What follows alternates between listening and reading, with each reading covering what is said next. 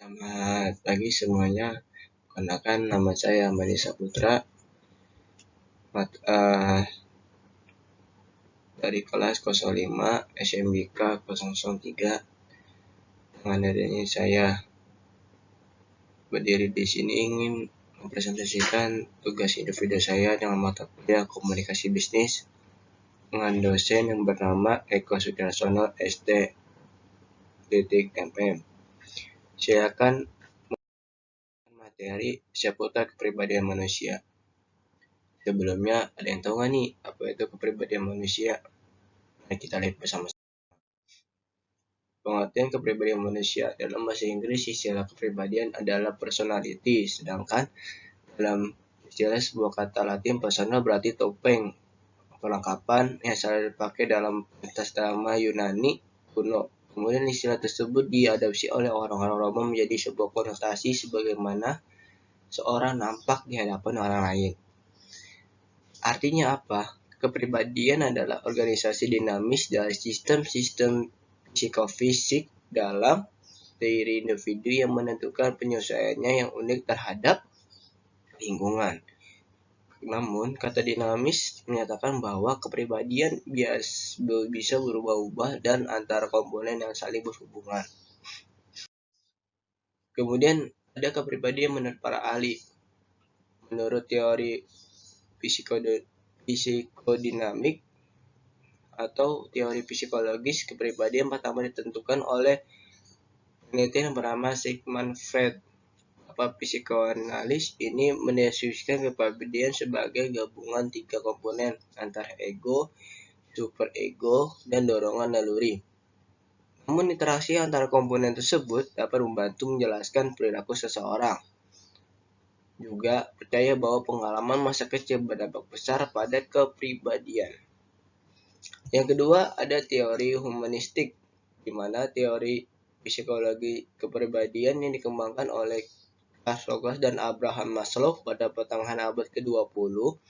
Teori ini berfokus pada individu dan kualitas positif yang memiliki, termasuk dorongan untuk mencapai potensi maksimal. Maslow terkenal dengan paham hierarki kebutuhan yang terdiri atas kebutuhan dasar seperti keamanan, makanan, dan sisi lain. Kemudian ada teori identitas naratif, di mana tokoh yang mengembangkan teori identitas naratif adalah seorang ahli psikologis bernama Dan McAdam.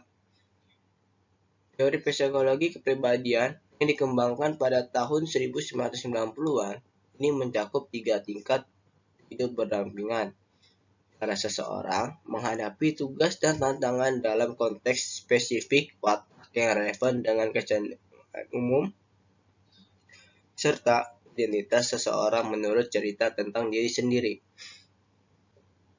Kemudian ada teori sifat.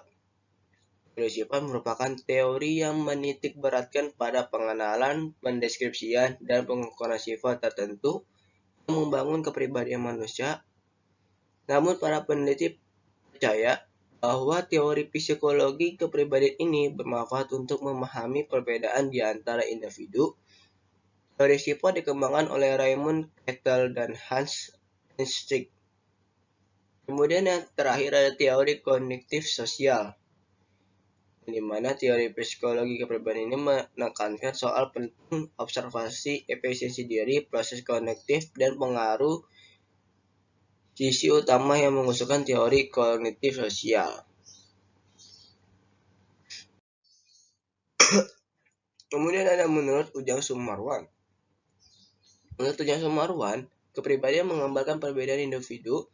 Kepribadian menunjukkan karakteristik yang terdalam pada diri manusia yang merupakan gabungan dari banyak faktor yang unik. Karena itu, tidak ada 2 manusia yang sama persis, yang ada mungkin 2 manusia yang memiliki kesamaan dalam satu karakteristik, tetapi pada karakteristik lainnya mungkin yang berbeda. Kemudian ada perubahan kepribadian manusia. Kepribadian seseorang relatif konstan, namun kenyataannya sering ditemukan ada perubahan kepribadian Perubahan itu terjadi dipengaruhi oleh faktor gangguan fisik dan lingkungan. Adapun macam-macamnya, yang pertama ada faktor fisik. Bisa dijelaskan sebagai gangguan otak, kurang gizi, dan sering mengkonsumsi narkoba sehingga berpengaruh terhadap gangguan fisik. Jadi teman-teman, kalau misalnya di dalam diri manusia itu berubah, ada faktor kemungkinan. Yang pertama gangguan fisik serta lingkungan. Jadi yang faktor fisik itu sering makan narkoba, kemudian kurang konsumsi gizi, protein, sehingga tuh badan mereka yang awalnya gemuk, yang awalnya sehat menjadi kurus, karena ada kurang gizi serta memakai konsumsi narkoba. Jadi teman-teman jangan memakai hal-hal yang seperti itu, atau ditingkatin lagi kurang gizinya, dari kurang gizi tingkatin lagi. Kemudian ada faktor lingkungan, di mana faktor lingkungan krisis politik ekonomi, keamanan, menyebabkan stres hingga berlarut. Kemudian ada faktor pembentuk kepribadian. Kepribadian seseorang dapat dilihat dari ciri-ciri fisik body, weight, tinggi badan, berat badan, bentuk muka, dan juga ciri-ciri lainnya, yaitu fisik yang hanya dapat pada diri sendiri yang dibawa sejak lahir. Kemudian ada tipologi kepribadian. Ada sanguinius, ada sanguinicus, phlegmaticus, cholericus, melankolis, phlegmatis, dan temperamen. Koleris merupakan sifat memiliki optimis, daya juang tinggi, hati mudah terpengaruh, serta memiliki semangat yang besar. Adapun kelemahan koleris adalah kurang mampu merasakan perasaan orang lain dan kurang merasa kasihan, sehingga kepekaan sosial perlu ditingkatkan. Kemudian ada melankolis, di mana sifat melankolis ini mudah kecewa, daya juang rendah, pesimistis, dan suram. Melankolis memiliki observasi pada karya yang paling sempurna dan mengerti estetika. Perasaan melankolis sangat sensitif dan kuat. Adapun kelemahan dari melankolis adalah tidak mudah tertawa terbahak-bahak dan mudah dikuasai perasaan yang cenderung menderung. Kemudian ada sanguinis. Apa itu sanguinis? Memiliki sifat yang mudah berubah haluan, ramah dan hidup. Sanguinis mampu membuat senang dan gembira lingkungannya. Kelemahannya adalah kecenderungannya untuk impulsif dan bertindak sesuai dengan keinginan serta emosinya, mudah dipengaruhi lingkungan atau rangsang dari luar dirinya. Dan kelemahan lainnya adalah dia kurang mampu menguasai diri dan mudah terpengaruh cobaan. Kemudian ada phlegmatis. Phlegmatis ini memiliki sifat tenang, tidak mudah terpengaruh, tidak suka terburu-buru, dan setia. Phlegmatis dapat menguasai diri serta mampu melakukan introspeksi diri. Juga menjadi penonton sekaligus pengkritik berbobot. Adapun kelemahannya adalah kecenderungannya yang kurang mau berjuang dengan susah payah. Kemudian ada temperamen. Temperamen ini orang yang ibaratnya dia mudah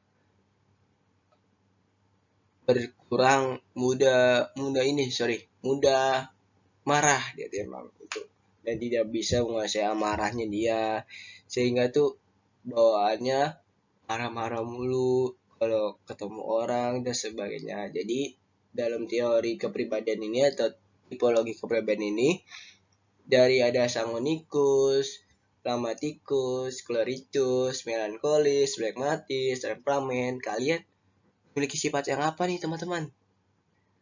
Atau kamu sifat yang berjuang sendiri kah? Atau mengkritik kah? Atau yang lain? Bisa dijelaskan ya teman-teman. Jadi teman-teman perlu tuh harus memiliki sifat yang dari 5 ini yang mana. Oke. Nah, dari sekian materi yang kita bahas, intinya adalah kepribadian adalah